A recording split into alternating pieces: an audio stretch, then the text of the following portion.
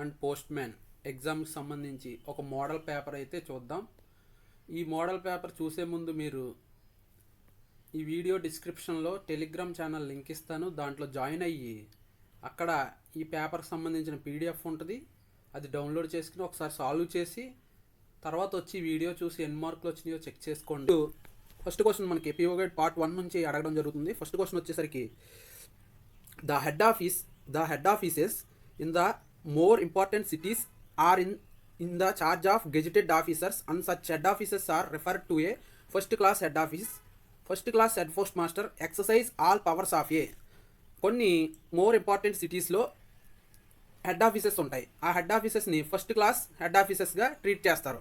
ఆ first class head ఆఫీసెస్కి ఒక gazetted officers అనేవాళ్ళు ఇన్ఛార్జ్గా పనిచేస్తారు. అయితే ఆ first class head post master ఎవరైతే ఉంటారో అతనికి ఈ కింద ఇచ్చిన వాళ్ళలో ఎవరికి ఉన్న పవర్స్ ఈక్వల్ పవర్స్ ఉంటాయి అని అడిగారు. హెడ్ పోస్ట్ మాస్టర్కి కాదు, అలాగే చీఫ్ పోస్ట్ మాస్టర్ కాదు, సూపరింటెండెంట్ ఆఫ్ పోస్ట్ ఆఫీసెస్కి ఏ పవర్స్ ఉంటాయో ఇతనికి కూడా ఆ first class head post master కూడా అవే పవర్స్ ఉంటాయి. గెజిటెడ్ పోస్ట్ మాస్టర్ కూడా కాదు. Next, Sikkim comes under which circle? Sikkim అనేది ఏ సర్కిల్ కిందకు వస్తుంది? సిక్కిం అనేది ఏ సర్కిల్? తమిళనాడు కిందకి రాదు, మహారాష్ట్ర కిందకి రాదు, ఒడిస్సా కిందకి రాదు, వెస్ట్ బెంగాల్ కిందకు వస్తుంది Sikkim. Next, during the extended hours of night post offices will generally book registered articles including VP articles, cell IPOs, deposit into saving banks account up to 8:30 PM on week days only. ఇక్కడ వచ్చేసరికి ఒక 3 options ఇచ్చారు. ఈ 3 ఆప్షన్స్లో ఏవి true అని అడుగుతున్నారు, ఒకసారి చూద్దాం. ఆ నైట్ పోస్ట్ ఆఫీస్లో ఎక్స్టెండెడ్ అవర్స్లో రిజిస్టర్డ్ ఆర్టికల్స్ విపి ఆర్టికల్స్ కూడా బుక్ చేస్తారు అంటున్నారు. ఇది కరెక్టే, రెండు బుక్ చేస్తారు, ఇది ఫస్ట్ ఆప్షన్ కరెక్టే. నెక్స్ట్, సెల్ ఐపీఓస్ అనేది సెల్ చేస్తారు, ఇండియన్ పోస్టల్ ఆర్డర్స్, ఇది కూడా కరెక్టే. Next, deposits into savings bank account up to 8:30 PM on week days అన్నారు. కాదు, ఇది డిపాజిట్స్ సేవింగ్ బ్యాంక్ అకౌంట్లో అప్ టు 8:30 PM కాదు, అప్ టు 7 PM వరకు డిపాజిట్స్ అనేవి అలౌ చేస్తారు వీక్ డేస్లో. సో ఇది wrong. 1 and 2 only correct. Option C అనేది correct. Next, fourth question, night post offices are remain closed on Sundays and postal holidays. Night post offices అనేవి Sundays postal హాలిడేస్లో close చేయబడతాయి అంటున్నారు. ఇది రాంగ్ కదండి. నైట్ పోస్ట్ ఆఫీసులు Sundays postal హాలిడేస్లో work చేస్తాయి. The mobile post offices at Madras and Nagpur permit to book the money orders. ఇది కరెక్టే. మద్రాసు, నాగపూర్ మొబైల్ పోస్ట్ ఆఫీసులు మనీ ఆర్డర్ బుక్ చేయడానికి పర్మిట్ చేస్తారు. Next, mobile post offices are book surface and air mail registered articles of the letter mail excluding insured and VP and air parcels. Mobile post ఆఫీసుల్లో అంట surface అలాగే air mail register articles book చేస్తారు, కరెక్టే. అలాగే air parcels కూడా book చేస్తారు ఈ mobile post ఆఫీస్లో. సో థర్డ్ ఆప్షన్ కూడా కరెక్టే. నెక్స్ట్, ఫోర్త్ ఆప్షన్ చూద్దాం. The working hours of post offices are generally fixed by the head of the circle. Working hours అన్నీ కూడా head of the circle fix చేస్తారు, ఇది కరెక్టే. According to the timings given clause 5 of the post office guide. Clause 5లో timings ఉంటాయి. Post office guide clause 5లో timings ప్రకారం ఈ హెడ్ ఆఫ్ ది సర్కిల్ అనే అతను, మన సర్కిల్ హెడ్, వర్కింగ్ అవర్స్ అనేవి ఫిక్స్ చేస్తారు అంటున్నారు. ఇది కూడా కరెక్టే. సో మనకి ఇక్కడ ఎన్ని కరెక్ట్ అయినాయి? 2, 3, 4 కరెక్ట్. 2, 3, 4 కరెక్ట్. ఆప్షన్ సి అనేది కరెక్ట్ ఆన్సర్ ఇక్కడ. Next, facilities are provided for the posting of letters on which the prescribed late fee is paid during the certain specific covers in the letter boxes at RMS offices and the selected offices. చూడండి, facilities late fee pay చేసి కొన్ని letters post చేయడానికి specific కవర్స్లో కొన్ని గంటల్లో మాత్రమే, అంటే స్పెసిఫిక్గా కొన్ని టైమింగ్స్ చెప్తారు. ఆ టైమింగ్స్లో ఆర్ఎంఎస్ ఆఫీస్లో అలాగే సెలెక్టెడ్ కొన్ని పోస్ట్ ఆఫీసుల్లో ఈ యొక్క లేట్ ఫీ పే చేసి లెటర్స్ అనేవి పోస్ట్ చేయొచ్చు అంటున్నారు. ఇది కరెక్టే. పి ఆప్షన్, అదే స్టేట్మెంట్ పి కరెక్టే. అలాగే స్టేట్మెంట్ క్యూ చూద్దాం. Machine franked articles should not be posted either the post office letter box or the mail van letter box. Machine franked articles అనేవి పోస్ట్ ఆఫీస్ లెటర్ బాక్స్లో కానీ mail van letter బాక్స్లో కానీ post చేయకూడదు, అది కూడా కరెక్టే. Next, registered news papers and packets of registered news papers accepted on Sundays and post office holidays without payment of any late fee at night post offices. చూడండి, registered news papers అలాగే packets of registered news papers ఈ రెండు కూడా accept చేస్తారు Sundays post office హాలిడేస్లో. ఎందుకంటే night post ఆఫీస్లు అనేవి Sundays post office హాలిడేస్లో కూడా పనిచేస్తాయి కాబట్టి without payment of any late fee ఏమీ లేకుండా ఇవి యాక్సెప్ట్ చేస్తారు కాబట్టి ఇది కూడా కరెక్టే. సో ఇక్కడ ఇచ్చిన 3 స్టేట్మెంట్లు కరెక్టే. PQR correct. ఆప్షన్ సి అనేది ఇక్కడ correct answer. Next, the following holidays are observed as post office holidays. కింద ఇచ్చిన హాలిడేస్లో ఏవి పోస్ట్ ఆఫీస్ హాలిడేస్గా అబ్జర్వ్ చేస్తారు అంటున్నారు. ఒకటి రిపబ్లిక్ డే అబ్జర్వ్ చేస్తారు, అలాగే మహాత్మా గాంధీస్ బర్త్డే కూడా అబ్జర్వ్ చేస్తారు, ఈద్ జుహా బక్రీద్ అబ్జర్వ్ చేస్తారు పోస్ట్ ఆఫీస్ హాలిడేస్ కింద, అలాగే బుద్ధ పూర్ణిమ ఇది కూడా post office holiday, Guru Nanak birthday కూడా post office holiday, Mahavir Jayanti post office holiday, good governance day అనేది పోస్ట్ ఆఫీస్ హాలిడే కాదు. సో ఇక్కడ ఇచ్చిన ఆప్షన్స్లో మరి 1 to 6 అనేవి కరెక్ట్. 1 to 6, 1 2 3 4 5 6 ఆప్షన్ డి అనేది కరెక్ట్ ఆన్సర్ అనమాట. Next, post offices also cell revenue stamps issued by.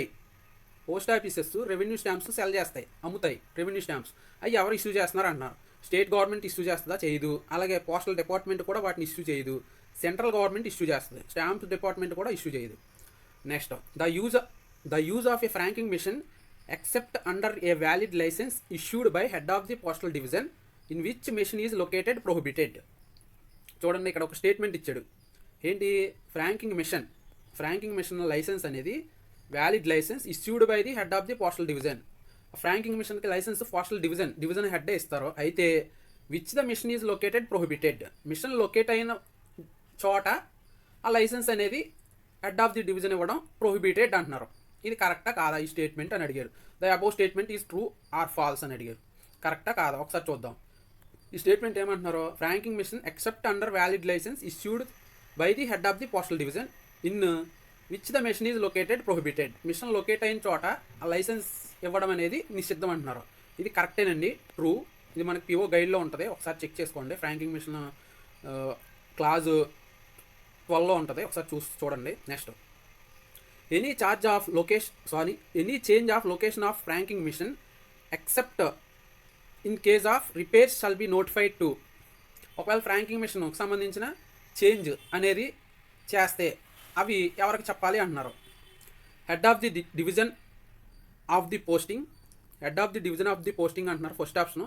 అలాగే second option head of the circle అంటున్నారు. థర్డ్ ఆప్షన్ పోస్ట్ మాస్టర్ అంటున్నారు.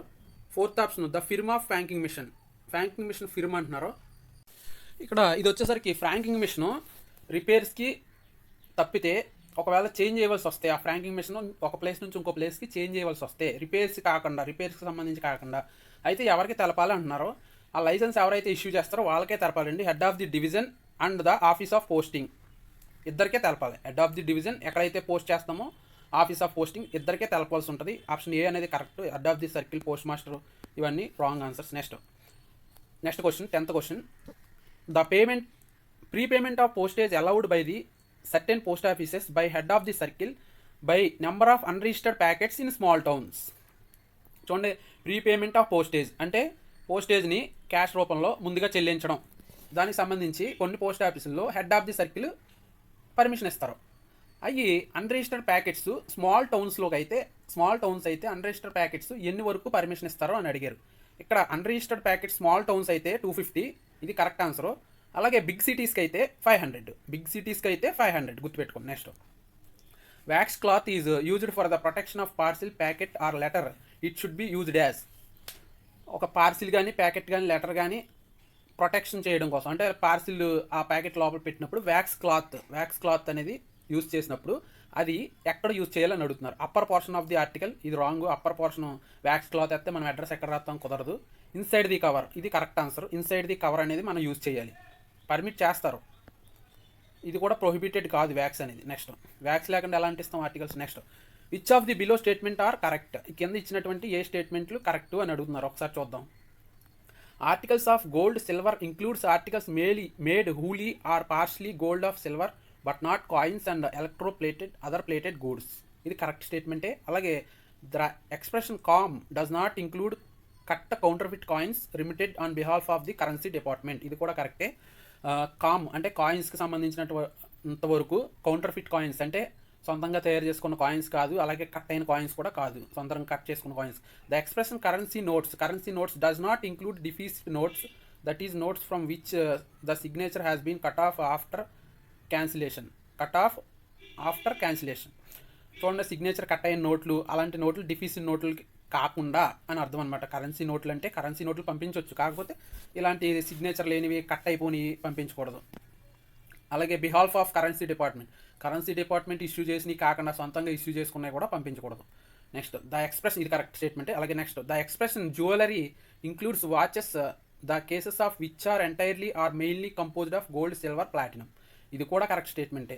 జ్యువెలరీ అనేది మనకి ఎంటైర్లీ మెయిన్గా ఎంటైర్గా మనకి గోల్డ్ కానీ, సిల్వర్ కానీ, ప్లాటినం కానీ తయారు చేసినట్లయితే అలాంటివి కూడా జ్యువెలరీ కిందకు వస్తాయి. ఇక్కడ మనకి ఫస్ట్, సెకండ్, థర్డ్, ఫోర్త్ ఈ 3 ఆప్షన్లో కరెక్టే. Next, a registered article of letter mail or parcel is received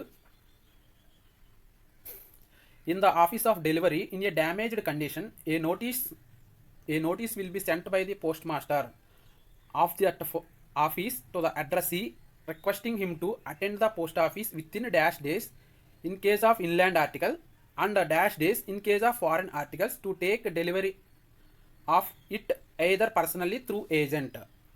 ఇక్కడ క్వశ్చన్ చూసినట్లయితే మనకి ఏదన్నా రిజిస్టర్ ఆర్టికల్స్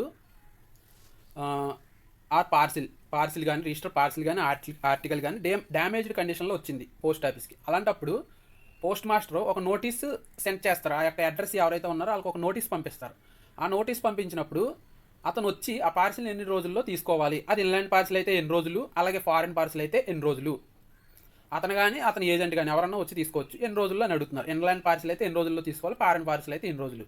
ఇది ఆన్సర్ వచ్చేసరికి ఇన్లాండ్ పార్సిల్ అయితే 7 రోజుల్లో వచ్చి తీసుకోవాలి, ఫారెన్ పార్సిల్ అయితే 15 రోజుల్లో వచ్చి తీసుకోవాలి. Next, parcels which do not exceed 10 kg in weight except value payable parcels and those addressed to postage resident will be issued for delivery. చూడండి, పార్సిల్ అనేది 10 కేజీల కన్నా డు నాట్ ఎక్సీడ్ 10 కేజీ, 10 కేజీల కన్నా ఎక్కువ వెయిట్ లేదు, అలాగే వాల్యూ పేయబుల్ పార్సిల్ కాదు, పోస్టేజ్ రెసిడెంట్కి వచ్చిందనమాట. వాల్యూ పేయబుల్ పార్సిల్ కాదు, పోస్టేజ్ రెసిడెంట్ కాదు, అడ్రస్ టు పోస్టేజ్ రెసిడెంట్ కాదు. అలాంటప్పుడు ఇష్యూడ్ ఫర్ డెలివరీ 10 కేజీల కన్నా తక్కువగా ఉన్నప్పుడు డెలివరీ ఇష్యూ చేస్తారా? At the window of the post ఆఫీస్లో ఇస్తారా? ఇవ్వరు. అలాగే అంటిల్ ద డెలివరీ వరకు ప్రతిరోజు ఇష్యూ చేస్తూ ఉంటారా? చెయ్యరు. ఎట్ ఓన్లీ వన్స్, ఒక్కసారి మాత్రమే ఆ యొక్క పార్సిల్ పంపిస్తారు. తర్వాత and intimation of arrival notice will be send at first, ఇది కూడా రాంగే. ఆ తర్వాత intimation of arrival of notice send చేస్తారనమాట. ఇంటిమేషన్ పంపిస్తారు వచ్చి తీసుకోమని.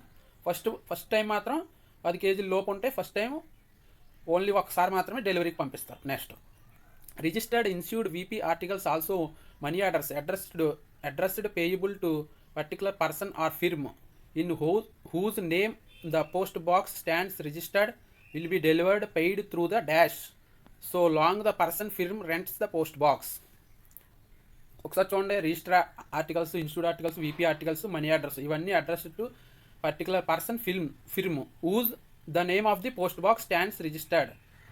ఆ యొక్క ఆర్టికల్ మీద name of the post box ఉన్నది. అలాంటప్పుడు అవి డెలివర్డ్ పెయిడ్ త్రూ ఎలా పే చేస్తారు అని అడుగుతున్నారు. ఏంటిది? Register articles, insured articles, VP articles గురించి, మనీ ఆర్డర్స్ గురించి చెప్తున్నారు. చూడండి, కన్ఫ్యూజ్ అవ్వకండి.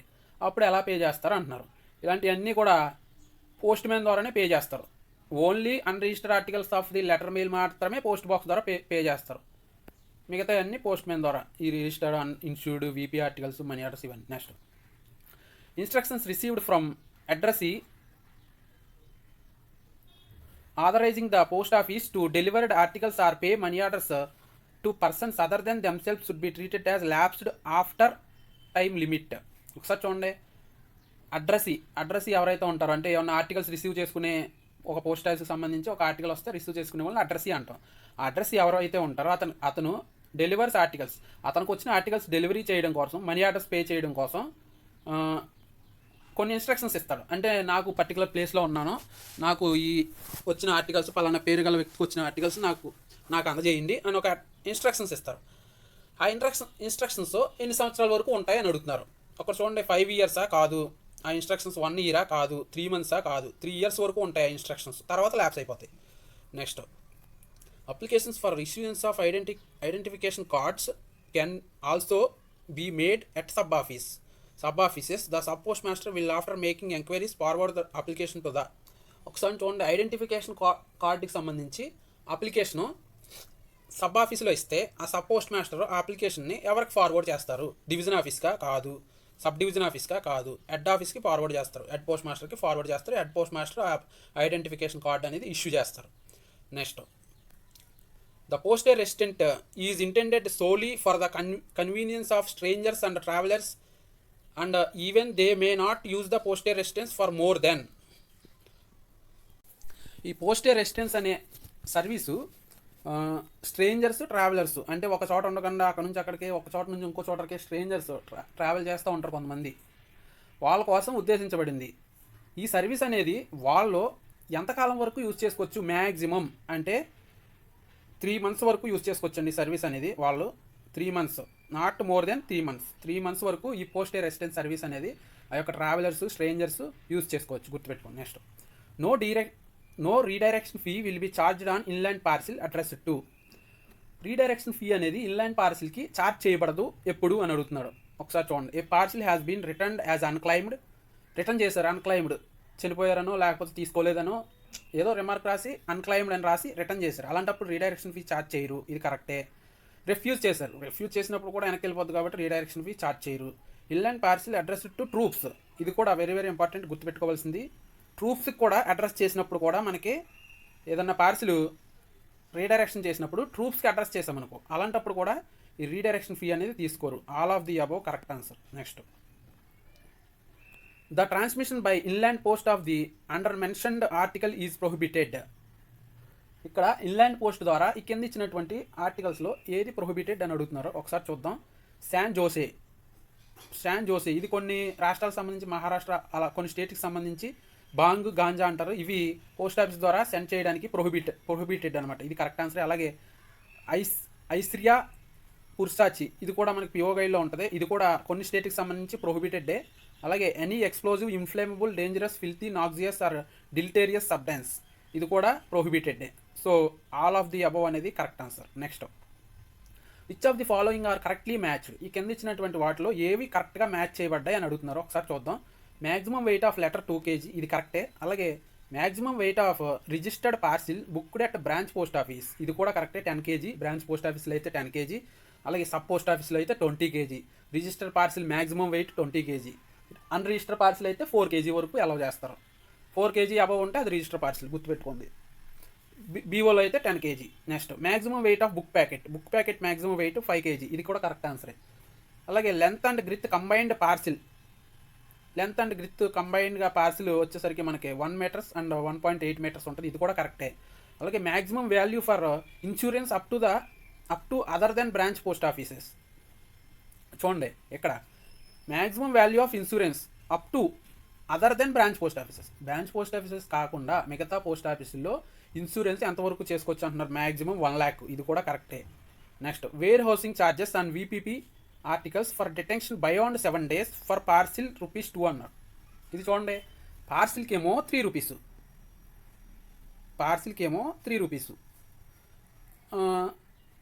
రిజిస్టర్స్కి ఏమో 2 rupees. అర్థమైందా? ఆర్టికల్స్కి ఏమో 2 rupees, పార్సిల్కి ఏమో 3 rupees. గుర్తుపెట్టుకోండి. Warehousing charges 7 days, beyond 7 days, 7 రోజులు దాటితే 8వ రోజు నుంచి పార్సిల్కి అయితే ₹3 కలెక్ట్ చేస్తారు. అలాగే రిజిస్టర్ ఆర్టికల్స్కి అయితే ₹2 కలెక్ట్ చేస్తారు. License fee for franking machine ₹375 for 5 years, ఇది కూడా కరెక్టే.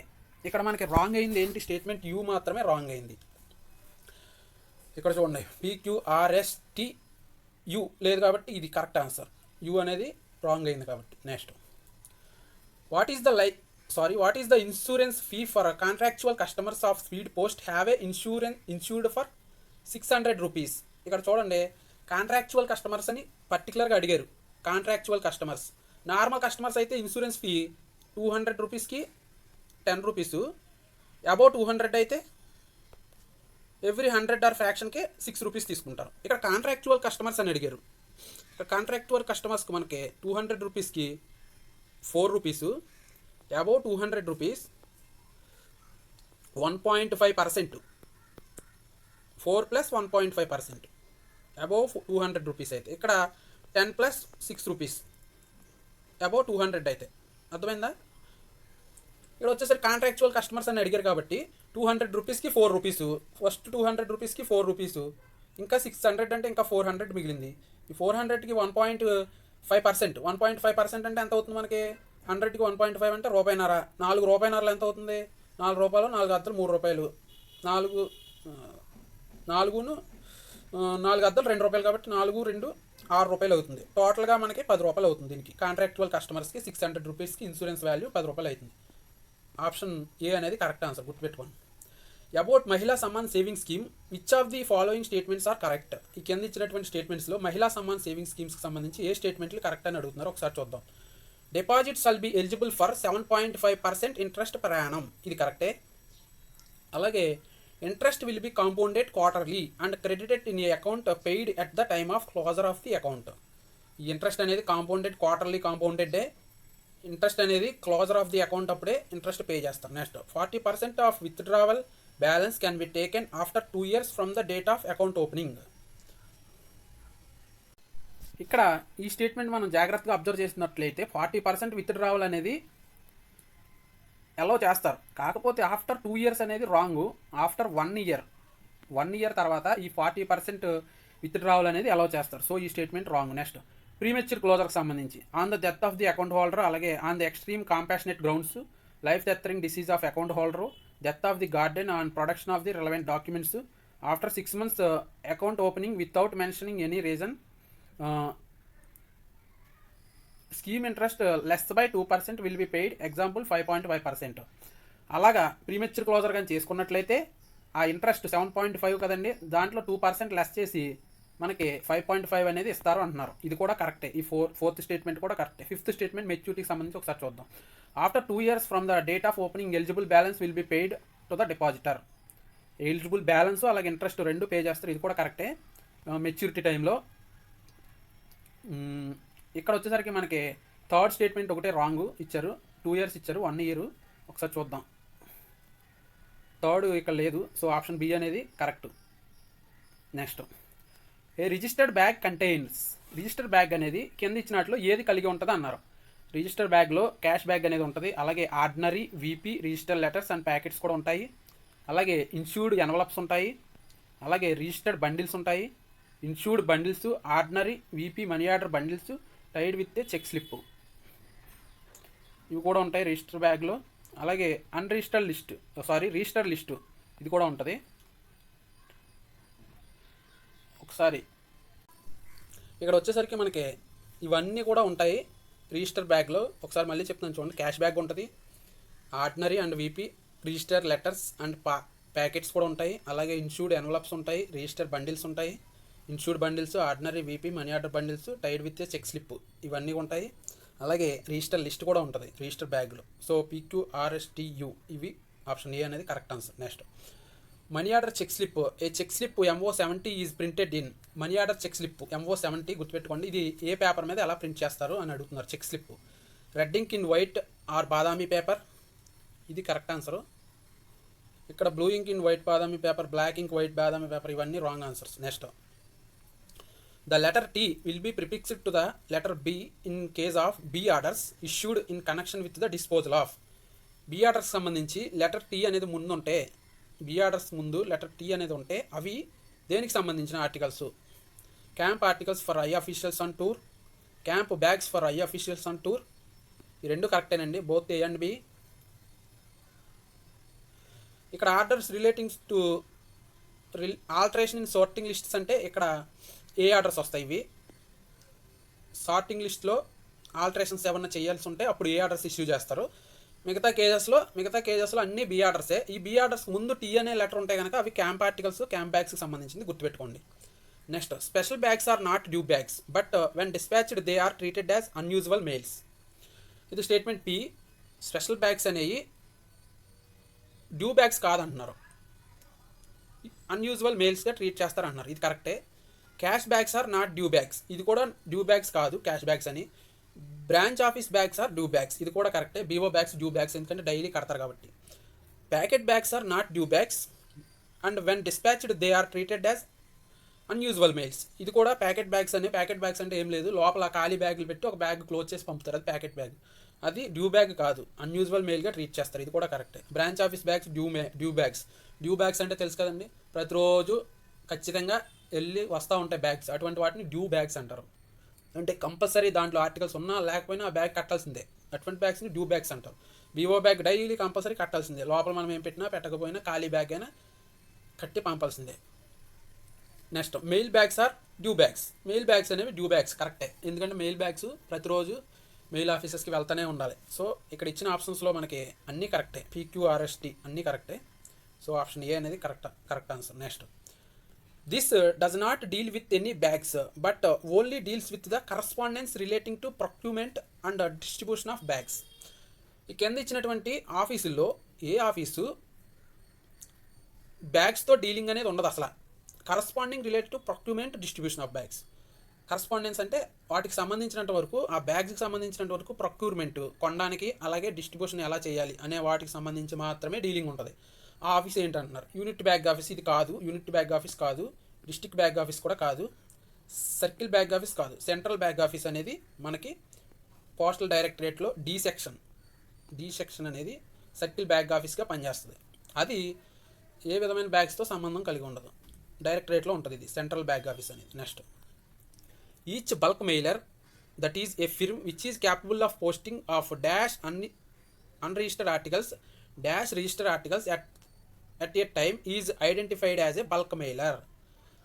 ఒక బల్క్ మెయిలర్గా ఒక ఫిర్మ్ని, అంటే ఒక ఫిర్మ్కి సంబంధించిన ఒక వ్యక్తి తీసుకొచ్చి ఎక్కువ మొత్తంలో ఆర్టికల్స్ పోస్ట్ చేస్తారు, అతన్ని బల్క్ మెయిలర్గా ఎప్పుడు గుర్తిస్తారు అంటున్నారు. బల్క్ మెయిలర్గా ఎప్పుడు గుర్తిస్తారో అని అడిగారు. ఒకసారి చూడండి, unregistered articles at a time ఎన్ని పోస్ట్ చేయాలంటే 5000 పోస్ట్ చేయాలి, రిజిస్టర్డ్ ఆర్టికల్స్ 250 పోస్ట్ చేయాలి. అప్పుడు అతన్ని బల్క్ మెయిలర్గా గుర్తిస్తారు. గుర్తుపెట్టుకోండి, ఒక సంస్థని బల్క్ మెయిలర్గా గుర్తించాలంటే unregistered articles 5000, registered articles 250 book చేయాలి. Next, these are the travelling offices of the railway mail service working on railway or river streamer lines. Railway mail సర్వీస్లో ట్రావెలింగ్ ఆఫీసెస్గా వేటిని గుర్తిస్తారు అంటున్నారు. ట్రాన్జిట్ మెయిల్ ఆఫీసు, టీఎంఓలు ట్రావెలింగ్ ఆఫీసులుగా గుర్తించరు. రికార్డ్ ఆఫీసు ట్రావెలింగ్ ఆఫీస్ కాదు. నెక్స్ట్, రిటర్న్ లెటర్ ఆఫీస్ కూడా ట్రావెలింగ్ ఆఫీస్ కాదు. ట్రాన్జిట్ సెక్షన్స్ అనేవి ట్రావెలింగ్ ఆఫీసెస్. గుర్తుపెట్టుకోండి, సెక్షన్స్, ట్రాన్జిట్ సెక్షన్స్ ఇవి travelling offices. Return letter office అంటే తెలుసు కదండి, అన్క్లెయిమ్డ్ లెటర్లు అంటే ఫ్రమ్ అడ్రస్ టు అడ్రస్ లేనివి, అలాగే కొన్ని ఆర్టికల్స్కి సంబంధించి సరిగ్గా అడ్రస్ అన్డిస్పర్సిబుల్ ఆర్టికల్స్ సరిగ్గా అడ్రస్ లేనివి అవన్నీ రిటర్న్ లెటర్ ఆఫీస్కి పంపిస్తారు. రికార్డ్ ఆఫీస్ అంటే స్టేషనరీ ఆఫీస్, ఇది ఆర్ఎంఎస్లో ఉంటుంది. దీని మళ్ళీ head record office, sub record office అని 2 రకాలుగా ఉంటుంది. హెడ్ రికార్డ్ ఆఫీస్ ఏమో ఓన్లీ ఆర్ఎంఎస్ ఆఫీసులో ఆ డివిజన్లో ఉన్న ఆర్ఎంఎస్ అదే ఎస్ఆర్ఎం ఆఫీస్ ఉంటుంది కదండి, ఆ డివిజన్కి సంబంధించి ఆర్ఎంఎస్ ఎస్ఆర్ఎం ఆఫీస్ ఉంటుంది. ఆ సరౌండింగ్స్లోనే ఈ హెడ్ రికార్డ్ ఆఫీస్ అనేది ఉంటుంది. ఆ హెడ్ రికార్డ్ ఆఫీస్లోనే ఆర్ఎంఎస్ ఆఫీసర్కి ఆ డివిజన్కి మొత్తానికి శాలరీస్ అవన్నీ డ్రా చేయడం జరుగుతుంది. Next, in India which among the following state has the maximum estimated uranium resources. Uranium maximum ఎక్కడ, ఏ స్టేట్లో ఎక్కువ ఉంది అని అడుగుతున్నారు. ఇది వచ్చేసరికి జార్ఖండ్లో లేదు, తమిళనాడులో లేదు, మధ్యప్రదేశ్లో లేదు, మన ఆంధ్రప్రదేశ్లోనే ఉంది యురేనియం నిల్వలు అత్యధికంగా. నెక్స్ట్ క్వశ్చన్, 30 క్వశ్చన్స్ వరకు డిపార్ట్మెంట్కి సంబంధించిన ఉంటాయి ఎంటీఎస్ ఎగ్జామ్ వరకు. మిగతా 10 క్వశ్చన్స్ రీజనింగ్ జనరల్ నాలెడ్జ్, అలాగే 10 క్వశ్చన్స్ అర్థమెటిక్ సంబంధించి ఉంటాయి. ఇప్పుడు మనం జనరల్ నాలెడ్జ్కి సంబంధించి చూస్తున్నాం. Which among the following are the right bank tributaries of the Indus river. Indus రివర్కి కింద ఇచ్చినటువంటి వాటిలో రైట్ బ్యాంక్ ట్రిబ్యూటరీస్ ఏవి, సింధు నదికి కుడివైపున ఉన్న ఉపనదులు ఏవి అని అడిగారు. ఒకసారి చూద్దాం. ఇక్కడ మనకి ఇంకా చూడండి, ఇక్కడ ఆల్రెడీ ఇచ్చాను. The right bank tributaries of the Indus river are Shyok, Gilgit, Kabul, Gomal, Kurram. గుర్తుపెట్టుకోండి, షయోక్, గిల్గిత్, గోమల్ ఇవి కరెక్ట్ ఆన్సర్ అవుతాయి. 1, 2, 4 ఆప్షన్ బి అనేది కరెక్ట్ ఆన్సర్ అవుద్ది. కానీ ఇంకా ఉన్నాయి ఏంటి, షయోక్, గిల్గిత్, కాబుల్, గోమల్, కుర్రం ఇవన్నీ కూడా ఆ ఇండస్ రివర్కి రైట్ బ్యాంక్ ట్రిబ్యూటరీస్. గుర్తుపెట్టుకోండి. Next, which of the following states shares the longest boundary with China. కింద ఇచ్చినటువంటి స్టేట్స్లో ఏ స్టేటు చైనాతో లాంగెస్ట్ బార్డర్ షేర్ చేసుకుంటుంది అంటున్నారు. మన ఇండియన్ స్టేట్ అనమాట. ఇక్కడ వచ్చేసరికి మనకి సిక్కిం కాదు, ఉత్తరాఖండ్ కాదు, హిమాచల్ ప్రదేశ్ కాదు, మనకి అరుణాచల్ ప్రదేశ్ అనేది లాంగెస్ట్ బార్డర్ చైనాతో షేర్ చేసుకుంటుంది. అలాగే మన ఇండియాతో లాంగెస్ట్ బార్డర్ షేర్ చేసుకునే కంట్రీ వచ్చేసరికి బంగ్లాదేశ్. గుర్తుపెట్టుకోండి, ఇండియాతో లాంగెస్ట్ బార్డర్ షేర్ చేసుకునేది Bangladesh. Next, which of the following is not a fundamental duty enriched in the Indian constitution. కింద ఇచ్చినటువంటి వాటిలో ఫండమెంటల్ డ్యూటీ కానిది ఏది అని అడుగుతున్నారు. To define the country and render national service when called upon to do so. National service, జాతికి సేవ చేయవలసి వచ్చినప్పుడు సేవ చేయాలి, ఇది కరెక్టే. అలాగే టు పే ట్యాక్సెస్, ఇది ఒకసారి చూద్దాం. To value and preserve rich heritage of our composite culture, మన సాంప్రదాయాలను మనం కాపాడాలి. అలాగే safeguard public property violence నుంచి అండ్ అబ్జ్యూర్ వైలెన్స్, హింసను నిషేధించాలి, అలాగే పబ్లిక్ ప్రాపర్టీని కాపాడాలి. ఇది కూడా కరెక్టే. పే ట్యాక్సెస్ అనేది ఫండమెంటల్ డ్యూటీ కాదు, గుర్తుపెట్టుకోండి. ఇక్కడ ఏమడిగారు? Not a fundamental duty. ఇక్కడ ఫండమెంటల్ డ్యూటీ కానిది ఏదన్నారు? పే ట్యాక్సెస్ అనేది ఫండమెంటల్ డ్యూటీ కాదు. అర్థమైందా? ఇవన్నీ ఫండమెంటల్ డ్యూటీసే ఇవన్నీ. Next, the constitutional features of procedure for amendment was borrowed in Indian constitution from amendment of constitution article 368. అంటే ఇక్కడ మనం కాన్స్టిట్యూషనల్ అమెండ్మెంట్ అనేది ఆర్టికల్ 368 కిందకు వస్తుంది. ఇది ఏ దేశం నుంచి మనం బారో చేసుకున్నాం అని అడుగుతున్నారో, ఇది వచ్చేసరికి మనం సౌత్ ఆఫ్రికా నుంచి తీసుకున్నాం అమెండ్మెంట్ ఆఫ్ కాన్స్టిట్యూషన్. ఇది కాన్స్టిట్యూషనల్ అమెండ్మెంట్ బిల్లు మనం ఓన్లీ లోక్సభ లేదా రాజ్యసభలో మాత్రమే ప్రవేశపెట్టాలి. స్టేట్ లెజిస్లేచర్లో అంటే స్టేట్ అసెంబ్లీలో దాన్ని ప్రవేశపెట్టడానికి కుదరదు. ఓన్లీ పార్లమెంట్లో, లోక్సభలో కానీ రాజ్యసభలో కానీ ఈ కాన్స్టిట్యూషనల్ అమెండ్మెంట్ బిల్ అనేది ప్రవేశపెట్టాలి, గుర్తుపెట్టుకోండి. ఇది 368 పార్ట్ 20లో ఉంటుంది. పార్ట్ 20లో చెప్పబడుతుంది దీని గురించి. Next, which of the following committee made A recommendation that the election commission should be A 3-member body? Election commission 3-member body ఉండాలి అని ఏ కమిటీ సిఫార్సు చేసింది అంటున్నారు. ఇప్పుడు present election commissioners 3-member body ఉంది. ఒక చీఫ్ ఎలక్షన్ కమిషనర్, అలాగే 2 election commissioners ఉంటారు. మన చీఫ్ ఎలక్షన్ కమిషనర్ ఎవరో తెలుసు కదండి, రాజీవ్ కుమార్, గుర్తుపెట్టుకోండి. కానీ సిఫార్సు చేసిన కమిటీ ఏది అని అడుగుతున్నారు. 3-member కమిటీ ఉండాలి ఎలక్షన్ కమిషన్ అని సిఫార్సు చేసిన కమిటీ తరపుండే కమిటీ, గుర్తుపెట్టుకోండి. Very very important. Ashok Mehta committee కాదు, జేపీ కమిటీ కాదు, తార్ కమిషన్ కాదు. తార్ కమిషన్ వచ్చేసరికి రాష్ట్రాలని భాషా ప్రయుక్త రాష్ట్రాలుగా విభజించాలని చెప్పి. Who among the following was nominated as a first satyagraha by Mahatma Gandhi for individual satyagraha 1940? Mahatma Gandhi individual satyagraha, ఇక్కడ 2 బిట్లు ఉన్నాయి చూడండి. ఇండివిజువల్ సత్యాగ్రహ 1940లో స్టార్ట్ చేశారు మహాత్మా గాంధీ గారు. అప్పుడు ఫస్ట్ ఏ వ్యక్తి స్టార్ట్ చేశారు ఇండివిజువల్గా అని అడుగుతున్నారు. వినోబా భావే, గుర్తుపెట్టుకోండి, Vinoba Bhave. Next, some jobs cannot be done alone and some can be done much better and faster if you possess the quality of. ఇక్కడ చూడండి, కొన్ని ఇక్కడ ఎథిక్స్ అండ్ మోరల్ స్టడీస్కి సంబంధించిన క్వశ్చన్ ఇది. కొన్ని జాబ్స్ ఒంటరిగా చేయలేమంటున్నారు, కానీ బెటర్గా ఫాస్టర్గా చేయడానికి మనకి ఒక టీం వర్క్గా చేస్తే బెటర్గా ఫాస్టర్గా చేయొచ్చు. Next, which institution is associated with national broadcasting policy? National broadcasting policy వచ్చేసరికి నీతి ఆయోగ్ కాదు, నాస్కోమ్ కాదు, ట్రాయ్ అనమాట. Telecom regulatory authority of India, TRAI అనేది ఈ యొక్క నేషనల్ బ్రాడ్కాస్టింగ్ పాలసీ అనేది తయారు చేస్తుంది. ప్రసార్ భారతి కూడా కాదు. Next, most floods affected state in India. ఇది కూడా చాలా important. Most floods affected state అంటే వరదలకి అత్యధికంగా గురవుతున్న రాష్ట్రం ఏది అని అడుగుతున్నారు. ఇక్కడ ఉత్తరప్రదేశ్ ఫస్ట్ ప్లేస్లో ఉంది, 2nd place Punjab, 3rd place Rajasthan, 4th place Bihar. వరుసగా ఇచ్చాను. 1st place Uttar Pradesh, 2nd place Punjab, 3rd place Rajasthan, 4th place Bihar. Next, ఇక్కడ మనకి అర్థమెటిక్ సంబంధించి క్వశ్చన్స్ వచ్చినాయి. ఫస్ట్ ఆఫ్ ఆల్ బాడ్ మాస్కి సంబంధించి ఒక క్వశ్చన్ వచ్చింది, చూద్దాం. ఇది చూడండి, ఇది 3 + 3 ఆఫ్ 3 డివైడెడ్ బై 3 ఆఫ్ 3 × 3 ఇలా వచ్చినప్పుడు మనం బాడ్ మాస్ రూల్ ప్రకారం సాల్వ్ చేయాలి. బాడ్ మాస్ ఈ రూల్లో బ్రాకెట్స్ ఉంటే ఫస్ట్ చేయాలి, తర్వాత ఆఫ్ కానీ ఆర్డర్స్ ఆఫ్ ప్రిఫరెన్స్ కానీ చూడాలి మనం. ఇక్కడ ఆఫ్ ఇక్కడ ఉంది కదండి, ఇది చేయాలి ఫస్ట్. అంటే 3 + 3 ఆఫ్ 3 ఆఫ్ అంటే ఇక్కడ ఇంటూ 3 ఆఫ్ 3 అంటే 9 అవుతుంది దీని వరకు. నెక్స్ట్ డివైడెడ్ బై 3, మళ్ళీ ఇది నెక్స్ట్ చేయాలి. తర్వాత 3 ఆఫ్ 3 × 3. ఇక్కడ దీని ఆన్సర్ వచ్చేసరికి 9 డివైడెడ్ బై 3 అంటే 3 అవుతుంది. 3 ప్లస్ మళ్ళీ 3 ఆఫ్ అంటే మళ్ళీ 3 × 3. 3 3s are 9, 9 3s are 27 plus 3 30 అనేది దీని ఆన్సర్ అవుతుంది. Next, in an examination 80% candidates passed in English, 85% candidates passed in mathematics. If 73% candidates passed in both these subjects, then what percentage of candidates failed in both the subjects? చూడండి, both సబ్జెక్ట్స్లో pass అయిన candidates 73%, 80% candidates passed in English. చూడండి, ఇంగ్లీష్లో 80%. ఇక్కడ 80% English వచ్చారు. Both రెండింటిలో pass అయిన వాళ్ళు 73 తీసేస్తే ఈ 7% అనేది ఓన్లీ ఇంగ్లీష్లో పాస్ అయిన వాళ్ళు. అలాగే నెక్స్ట్ 85% క్యాండిడేట్స్ పార్టిసిపేట్ ఇన్ మ్యాథమెటిక్స్లో 85% పాస్ అయ్యారు. మనకు ఓన్లీ మ్యాథమెటిక్స్ కావాలంటే ఈ 73% రెండింటిలో పాస్ అయ్యారు వాళ్ళు తీసేస్తే మనకు మ్యాథమెటిక్స్లో ఓన్లీ మ్యాథమెటిక్స్లో పాస్ అయిన వాళ్ళు వస్తారు. 85%లో 73 తీసేస్తే మనకి 12% అనేది ఓన్లీ మ్యాథమెటిక్స్లో పాస్ అయిన వాళ్ళు. వీళ్ళు ఓన్లీ ఇంగ్లీషు, వీళ్ళు ఓన్లీ మ్యాథమెటిక్స్. ఇక్కడ రెండింటిలో పాస్ అయిన వాళ్ళు 73. సో ఈ 3 కలిపితే రెండింటిలో పాస్ అయిన వాళ్ళు ఓన్లీ ఇంగ్లీష్లో, ఓన్లీ మ్యాథ్స్లో. ఇప్పుడు టోటల్గా పాస్ అయిన వాళ్ళు వచ్చేస్తారు కదా మనకి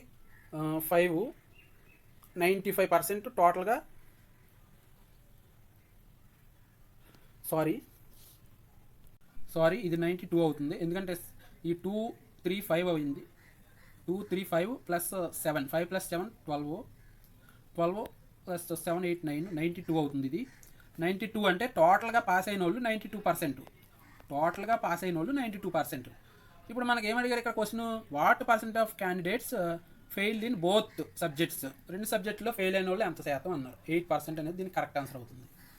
ఇది ఎలాగైనా చేయొచ్చు, లేకపోతే మ్యాప్ ద్వారా కూడా చేయొచ్చు. ఒకసారి అది కూడా చెప్తాను మీకు. ఇక్కడ మ్యాప్ ద్వారా ఎలా చేయాలో ఒకసారి చెప్తాను. ఇది ఇంగ్లీష్ అనుకుందాం, ఇది మ్యాథమెటిక్స్ అనుకుందాం. రెండిట్లో 73, మనకి ఓన్లీ ఇంగ్లీష్లో 80% అన్నారు. ఇక్కడ 73 ఉంది, 73కి ఇంకా ఎంత కలిపితే 80 అవుతుంది, 7%. అలాగే ఇక్కడ 73 ఉంది మ్యాథమెటిక్స్, టోటల్గా ఎంత 85%. అంటే 73కి ఇంకెంత కలిపితే 85 అవుతుంది, 12 కలిపితే. సో ఇది ఓన్లీ ఇంగ్లీషు అడిగితే ఈ పార్ట్ మొత్తం కలపాలి, ఓన్లీ మ్యాథమెటిక్స్ అడిగితే ఈ పార్ట్ మొత్తం కలపాలి. ఇప్పుడు మనకి ఇదంతా పాస్ అయిన వాళ్ళు, ఫెయిల్ అయిన వాళ్ళు ఎంతమంది అని అడిగారు. టోటల్గా ఈ బాక్స్కి సంబంధించి 100 మంది అనుకుంటే, దీంట్లో పాస్ అయిన వాళ్ళు ఇక్కడ 7, 73 మంది, 12 మంది. టోటల్ చేస్తే దీన్ని 92 వచ్చింది. సో టోటల్గా 100 మంది, దాంట్లో 92 మంది పాస్ అయ్యారు. ఫెయిల్ అయిన వాళ్ళు ఎంతమంది అని అడిగారు. ఇక్కడ 8% అనేది కరెక్ట్ ఆన్సర్ అవుతుంది. Next, find the profit percent earned after selling an article at a double rate for half quantity. ఇక్కడ చూడండి, double rate for half quantity. Profit percentage ఎంత అని అడిగారు. ఒక ఆర్టికల్ని ఏం చేశాడు, ఒక article for example X rupees అనుకుంటే, దీన్ని డబుల్ రేట్ అంటే 2x అమ్మాడు. కానీ ఎంత అమ్మాడు, హాఫ్ ది క్వాంటిటీ అంటే దీంట్లో సగమే అమ్మాడు. దీంట్లో సగం 2x అమ్మాడు. అంటే దీంట్లో సగం 2x అమ్మితే దీని మొత్తాన్ని ఎంత అమ్మినట్టు, 4x కదా. అంతే కదా, ఈ ఎక్స్లో సగం. ఇంకా చూడండి, double rate for half quantity. దీని రేట్ X రూపీస్ అనుకుంటే దాని రేట్ని డబల్ అంటే 2x చేశాడు. కానీ హాఫ్ క్వాంటిటీ అమ్మాడు, అంటే దీంట్లో సగమే అమ్మాడు. అంటే దీంట్లో సగం 2x అమ్మాడు. అంటే దీన్ని ఫుల్గా ఎంత అమ్ముతాడు, 4x కదా. x/2 అండి, 2 అటు వైపు తీసుకొస్తే 4x అమ్ముతాడు. ఇప్పుడు చూడండి, x కొన్నాడో 4x అమ్మాడు. అంటే ఎంత ప్రాఫిట్ వచ్చింది, 3 రూపీస్ ప్రాఫిట్ వచ్చింది. అంటే చూడండి, 1 రూపాయికి 3 రూపాయలు ప్రాఫిట్ వచ్చింది. 100 రూపాయలకి 300 ప్రాఫిట్ వస్తుంది. సో 300 అనేది correct answer. Next, shop keeper cells an article for 600 rupees if the profit is 20% the cost price. Find the profit. ఇక్కడ చూడండి, ఇక్కడ ఒక ఆర్టికల్ అనేది 600 రూపాయలకి అమ్మారు. అయితే ప్రాఫిట్ అనేది 20% of the cost price. Cost price మీద 20%. ఫర్ ఎగ్జాంపుల్ కాస్ట్ ప్రైజు 100% అనుకుంటే, దీంట్లో 20% ప్రాఫిట్ చేసుకుని అమ్మారు. అంటే 120%కి అమ్మారు. 120% అనేది మనకి ఎంతకి ఈక్వల్ అయింది, 600కి ఈక్వల్ అయింది. ఈ 0 క్యాన్సిల్ చేస్తే ఇది ఒకసారి ఇక్కడ 5 సార్లు, అంటే 1% అనేది 5 రూపాయలు అయింది. అప్పుడు మనకి కాస్ట్ ప్రైస్ అడిగాడు,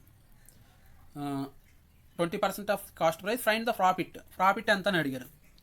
ఇప్పుడు చూడండి, 1% 5 రూపాయలు అయినప్పుడు ప్రాఫిట్ ఎంత, ప్రాఫిట్ 20% ప్రాఫిట్ అన్నాడు కదా. 1% 5 రూపాయలు అని వచ్చింది మనకి. 20% ఎంత అవుతుంది, 20 × 5 100 అవుతుంది. సో 100 రూపీస్ అనేది ఇక్కడ ఆన్సర్ అవుతుంది. ఒకసారి చూడండి, మళ్ళీ చెప్తున్నాను. ఒక ఆర్టికల్ కాస్ట్ ప్రైస్ 100% అనుకుంటే దానికి 20% ప్రాఫిట్తో అమ్మాడు, 120%కి అమ్మాడు. ఈ 120% అనేది ఎంత, 600 రూపీస్ అయింది. ఇప్పుడు మనకి 1% ఎంత అవుతుందో చూద్దాం. ఈ 0 క్యాన్సిల్ చేస్తాం. ఈ 12 5 సార్లు, అంటే 1% అనేది మనకి ఇక్కడ 5 రూపీస్కి ఈక్వల్ అయింది. 1% 5 రూపీస్ అయితే ప్రాఫిట్ 20% కదా, 20% 100 రూపీస్ అవుతుంది. Next, A man took A loan from bank at the rate of 12% per annum at a simple interest. After 3 years, he had to pay 5,400 as a interest only for the period. The principal amount borrowed by him was ఈ 5,400 అనేది interest అనమాట. Only interest ఎప్పుడు for the period 3 years. 3 yearsకి interest అనమాట. ఎంత 5,400 రూపాయలు అంటే simple interest అన్నాడు కాబట్టి సంవత్సరానికి 12 రూపాయలు అండి. సంవత్సరానికి 12%. 3 సంవత్సరాలకి 3 12 సింపుల్ ఇంట్రెస్ట్ కాబట్టి 36% అనేది మనకి 5,400కి సమానమైంది. అర్థమైందా? 3 సంవత్సరాలకి 5,400 రూపాయలు ఇంట్రెస్ట్ కిందే పే చేశాడు. అయితే అసలు ఎంత అని అడుగుతున్నారు అంటే అసలు 100% అనుకుంటాం మనం ఎప్పుడు. సో ఈ 100% ఎంతో కట్టాలి. ఈ 36 అనేది 54లో క్యాన్సిల్ చేయాలి. దీంట్లో 9 టేబుల్ 4 9s are 36. దీంట్లో 9 టేబుల్ 6 టైమ్స్, దీంట్లో 2 టైమ్స్ 2 టేబుల్, దీంట్లో 3 టైమ్స్ 300 వచ్చింది. ఇక్కడ 2 ఉంది, ఈ 2 1 టైము, ఇక్కడ 150. సో 1% వచ్చేసరికి మనకి 150 వచ్చింది. అప్పుడు 100% ఎంత అవుతుందండి? ఇక్కడ 2 సున్నాలు పెట్టుకుంటాం, ఇక్కడ 2 సున్నాలు పెట్టుకుంటే 100% అవుతుంది. సో 15,000 అనేది correct answer. Next, the average monthly income of P and Q is 5,050. The average monthly income of Q and R is 6,250. The average monthly income of P and R is 5,200. The monthly income of P ఎంత అని అడిగారు. ఇప్పుడు చూడండి, ఇక్కడ P plus Q ఎంత ఇచ్చారు మనకి? 5,050. అలాగే Q ప్లస్ R ఎంత ఇచ్చారు?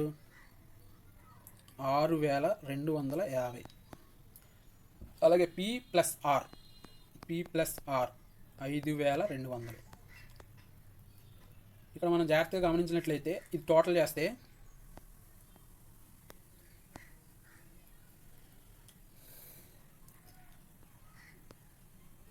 16,500 అవుతుంది. ఇదేంటి? ఇక్కడ చూడండి, 2 Pలు ఉన్నాయి, 2 Qలు ఉన్నాయి, 2 Rలు ఉన్నాయి. అంటే 2 into P plus Q plus R value ఇది 16,500. దీంట్లో P plus Q plus R value ఎంత అవుతుంది? దీంట్లో హాఫ్ అవుతుంది, 8,250. P plus Q plus R 8,250 అయింది. ఇక్కడ ఏం అడిగాడు మనకి? Monthly income of only P అడిగాడు. P అడిగినప్పుడు ఓన్లీ P కావాలంటే QR తీసేస్తే వచ్చేస్తుంది. QR 6,250. ఈ total P plus Q plus Rలోంచి QR తీసేస్తే 6,250 తీసేస్తే వచ్చేస్తుంది 8,250 minus 6,250. So answer is 2,000.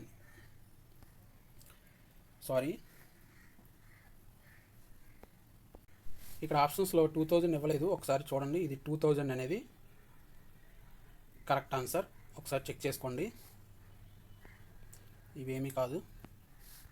Next, A alone can do a piece of work in 6 days and B alone in 8 days. A and B undertook to do it for 3,200 with the help of C. They complete the work in 3 days. How much is to be paid to C? ఇక్కడ మనం ఈ question జాగ్రత్తగా observe చేసినట్లయితే A alone can do a piece of work in 6 days. A అనే అతను 6 daysలో చేస్తాడు. B ఎలూన్, B అనే అతను 8 daysలో చేస్తాడు. ఇప్పుడు వర్క్ మొత్తం ఎన్ని యూనిట్లు తెలియాలంటే రెండింటికి ఎల్సిఎం కడితే మనకి 24 ఎల్సిఎం అవుతుంది. ఏ అనే అతను 4 యూనిట్స్ చేస్తాడు రోజుకి, బి అనే అతను 3 యూనిట్స్ చేస్తాడు. ఇప్పుడు సి అనేవాడు వచ్చాడు, ఇప్పుడు ఏం చేశాడు? 3 days వర్క్ చేశాడంట. 3 daysలో ఎన్ని యూనిట్స్ చేస్తారండి? 3 days వర్క్ చేశాడు. 3 daysలో ఇతను టోటల్ వర్క్ వచ్చేసరికి 24 యూనిట్స్ కదండి. దీంట్లో 3 days డేకి వచ్చి ఎన్ని యూనిట్స్ చేస్తారో 8 యూనిట్స్ చేస్తాడు, అంతే కదండి. ఇప్పుడు 3 days వర్క్ చేశాడు, డేకి వచ్చి 8 యూనిట్స్ వర్క్ చేస్తాడు. ఇతను 8 days చేశాడు, డేకి వచ్చి 3 యూనిట్స్ చేస్తాడు. ఏనా అతను 6 days వర్క్ చేశాడు, డేకి వచ్చి 4 యూనిట్స్ చేస్తాడు. అప్పుడు టోటల్గా 24 యూనిట్స్ చేస్తారు వీళ్ళు. అయితే ఇతనికి ఎంత శాలరీ ఇవ్వాలని అడుగుతున్నారు సి అనే అతనికి. How much is to be paid to C? Total ఎంత? 3,200. ఇది మొత్తానికి 24 యూనిట్స్కి 3,200 ఇవ్వాలి. కానీ ఇక్కడ సికి మాత్రం అడిగాడు కాబట్టి సి ఎన్ని యూనిట్లు చేశాడు? 8 యూనిట్లు చేశాడు, డివైడెడ్ బై 8. సో 400 రూపీస్ ఇస్తే సరిపోతుంది సికి మాత్రం. ఇక్కడ 4 టైమ్స్ పోతే 400, సికి 400 రూపీస్ ఇస్తే సరిపోతుంది. అదే ఏకి ఎంత అని అడిగితే ఇక్కడ డివైడెడ్ బై 3 వేయాలి, డివైడెడ్ బై 3 చేయాలి. అదే ఏకని అడిగితే డివైడెడ్ బై 4 చేస్తాం. 800 రూపీస్ ఏకి ఇస్తారు అలా. Next excluding stoppages the speed of bus is 54 km per hour and including stoppages it is 45 km per hour. For how many minutes does the bus stopped per hour? ఇక్కడ question చూసినట్లయితే చూడండి, excluding stoppages 54 km per hour. ఒక bus stoppages లేకుండా 54 km per hour స్పీడ్లో వెళ్తుంది. అయితే stoppages వల్ల 45 km per hour speed తగ్గిపోయింది. అయితే ఎన్ని కిలోమీటర్లు తగ్గింది మనకి స్పీడు, డిస్టెన్స్ అనేది పర్ అవర్కి, అంటే ఒక గంటకి ఎన్ని కిలోమీటర్లు తగ్గిందో చూద్దాం. దానికన్నా ముందు క్వశ్చన్ ఏమి అడిగాడు, for how many minutes does the bus stop per hour. ఒక గంటలో ఎన్ని నిమిషాలు ఆగింది అని అడిగారు. ఒకసారి చూద్దాం. ఇక్కడ గంటకి ఇది 54 కిలోమీటర్లు వెళ్తుంది స్టాపేజెస్ లేకపోతే. అదే స్టాపేజెస్ ఉంటే 45 కిలోమీటర్లు వెళ్తుంది గంటకి. అంటే టోటల్గా మనకి ఒక గంటలో 9 కిలోమీటర్స్ అనేది చేంజ్ వచ్చింది. ఒరిజినల్గా వెళ్ళాల్సింది ఏంటి, స్టాపేజెస్ లేకుండా 54 కిలోమీటర్లు వెళ్ళాలి గంటకి. అంటే ఎంత డిఫరెన్స్ వచ్చింది, 1/6 డిఫరెన్స్ అనేది వచ్చింది ఇక్కడ. ఈక్వల్ టు ఇక్కడ ఈ 1/6 డిఫరెన్స్ అనేది పెర్ అవర్కి.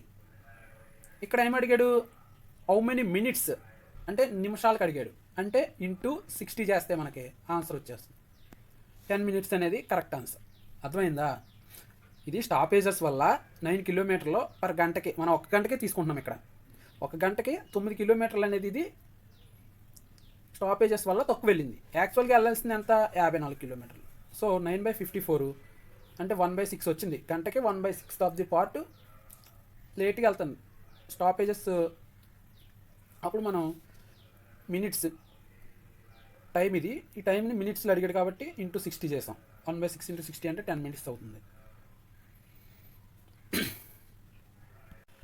ఇది ఏం లేదండి క్వశ్చన్, కన్ఫ్యూజ్ అవ్వద్దు. 54 km/h స్పీడ్లో వెళ్ళాలి స్టాపేజెస్ లేకుండా. స్టాపేజెస్ వల్ల 9 కిలోమీటర్లు అనేది తగ్గింది.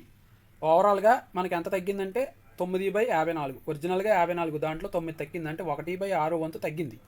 1/6 వంతు అనేది ఇది గంటల్లో ఉంది, దాని నిమిషాల్లోకి అడిగాడు. ఇక్కడ హౌ మెనీ మినిట్స్ స్టాప్, ఎన్ని బస్సు స్టాప్ పర్ అవర్, ఎన్ని నిమిషాలు ఆగింది గంటకని అడిగాడు. ఇప్పుడు గంటలో ఉంది కాబట్టి 3 నిమిషాలకు మార్చి ఇంటూ 60 వేసాం. అప్పుడు 10 మినిట్స్ అనేది గంటకి ఆగడం జరిగింది. అర్థమైందా? 1/6 అనేది గంటకి, ఇది నిమిషాల్లో అడిగాడు కాబట్టి ఒక నిమిషానికి ఎంత అవుతుందంటే 10 నిమిషాలు అనేది 10 మినిట్స్ అనేది కరెక్ట్ ఆన్సర్. గంటకి 10 నిమిషాలు అనేది ఆగడం జరుగుతుంది. Next, A train increases it's regular speed by 12.5% and reaches it's destination 20 minutes earlier. What is the actual time taken by the train on the journey. ఇక్కడ మనం జాగ్రత్తగా గమనించినట్లయితే ఇంక్రీజెస్ పెంచారనమాట. ఏంటి, రెగ్యులర్ స్పీడ్ బై 12.5% పెంచారు. ఈ 12.5%ని మనం ఫ్రాక్షన్లోకి మారిస్తే 1/8 అవుతుంది. ఆల్రెడీ క్లాస్ చెప్పాను, క్లాస్లో ఈ లెక్క ఉండొచ్చు, చూడండి ఒకసారి. నేను ఆల్రెడీ పర్సంటేజ్ క్లాస్ చెప్పాను కంప్లీట్గా, 2 క్లాసులు చెప్పాను, ఒకసారి చూడండి, దాంట్లో ఉంటుంది లెక్క. ట్రైన్ స్పీడ్ అనేది 12.5% ఇంక్రీజ్ చేశాడు. Reaches is destination 20 minutes earlier. అలా ఇంక్రీజ్ చేయడం వల్ల 20 నిమిషాలు అనేది ముందుగా చేరుకుంటుంది. What is the actual time taken by the train on the journey. ఇక్కడ చూడండి, ఈ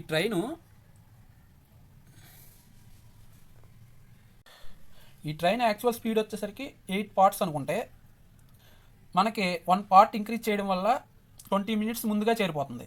అంటే యాక్చువల్గా ఎప్పుడు చేరుతుందో అని అడుగుతున్నారు. చూడండి, time taken by the journey, total journey ఎప్పటికి. చూడండి, ఒరిజినల్గా 8 కానీ ఒకటి ఇంక్రీజ్ చేశాడు, అంటే 9 అయింది. ఒక పార్ట్ 20 minutes అయితే 9 పార్ట్లు ఎన్ని మినిట్స్ అయితే చూద్దాం. 180 minutes అనేది ఇక్కడ కరెక్ట్ ఆన్సర్. అర్థమైందా? ఒరిజినల్గా ఈ స్పీడ్ కానీ 1 పార్ట్ అనేది స్పీడ్ ఇంక్రీజ్ అయింది, అందువల్ల టోటల్గా 9 parts అయింది. 9 parts, ఒక పార్ట్ 20 minutes అన్నాడు ఇక్కడ, అంటే 1 part ఇంక్రీజ్ అయింది. 12.5 అంటే 1/8 కాబట్టి 1 part ఇంక్రీజ్ అయింది 20 minutes. అలాగే 9 parts ఎంత, 9 × 20 180 minutes అనేది దీనికి కరెక్ట్ ఆన్సర్ అవుతుంది. Next, if 8 binders bind 900 books in 10 days, how many binders will require to bind 660 books in 12 days? చూడండి, 18 binders bind 900 books in 10 days. ఇక్కడ 900 books 18 binders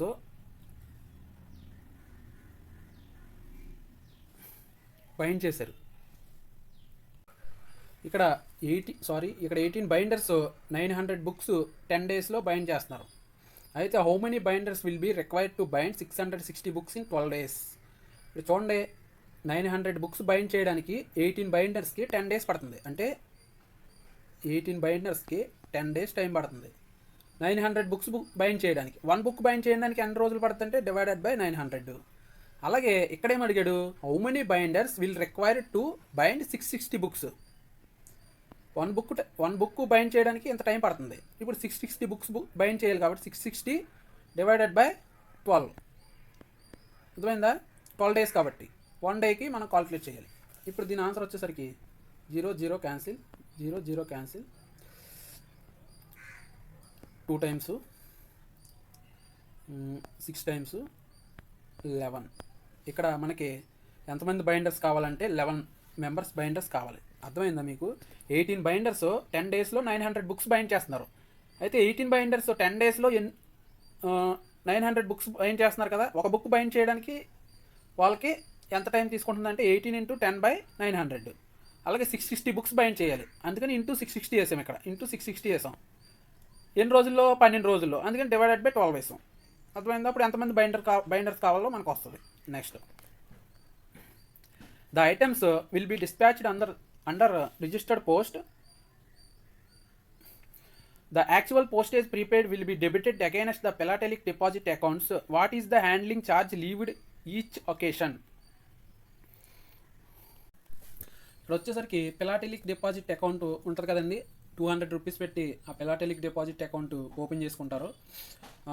అప్పుడు ఆ యొక్క philatelic ఐటమ్స్ ఉంటాయి కదండి, అవి డిస్పాచ్ చేసినప్పుడు రిజిస్టర్ పోస్ట్ ద్వారా పోస్టేజ్ పే చేయాలి. అలాగే హ్యాండ్లింగ్ ఛార్జెస్ కింద ఎంత కట్ చేస్తారో అని అడుగుతున్నారు. హ్యాండ్లింగ్ ఛార్జెస్ కింద 2 రూపీస్ అనేది కట్ చేయడం జరుగుతుంది, గుర్తుపెట్టుకోండి. ఇది పిఓ గైడ్లో ఉంది, part 1. Next, in case of money orders issued for field post offices and family allotment money orders remitted on behalf of సీమర్స్ working in Indian merchant ships, the limit of time for making an application for void money order shall be. చూడండి, నార్మల్గా మనం void money ఆర్డర్కే application పెట్టుకోవాలంటే date of issue కాడ నుంచి 1 year లోపు, date of issue నుంచి 1 year లోపు మనం అప్లికేషన్ అనేది చేసుకోవాలి. కానీ ఇక్కడ చూడండి, field post offices family allotment money ఆర్డర్స్కే అయితే మాత్రం అప్లికేషన్ ఎంత కాలంలో పెట్టుకోవాలని అడుగుతున్నారు. ఫ్యామిలీ అలాట్మెంట్ మనీ ఆర్డర్స్ ఎవరికే? వర్కింగ్ ఆన్ ఇండియన్ మర్చెంట్ షిప్స్లో వర్క్ చేసే వాళ్ళకి మాత్రమే ఈ ఫ్యామిలీ అలాట్మెంట్ మనీ ఆర్డర్స్ అనేవి ఉంటాయి. ఈ అప్లికేషన్ వాయిడ్ అయినప్పుడు ఈ అప్లికేషన్ ఎంతకాలంలో పెట్టుకోవాలి ఈ ఫ్యామిలీ అలాట్మెంట్ మనీ ఆర్డర్స్కి అని అడుగుతున్నాడు. నార్మల్ మనీ ఆర్డర్స్కి అయితే 1 ఇయర్, డేట్ ఆఫ్ ఇష్యూ కాడ నుంచి బిఫోర్ 1 ఇయర్ లోపల ఆ వాయిడ్ అప్లికేషన్ అనేది పెట్టుకోవాలి.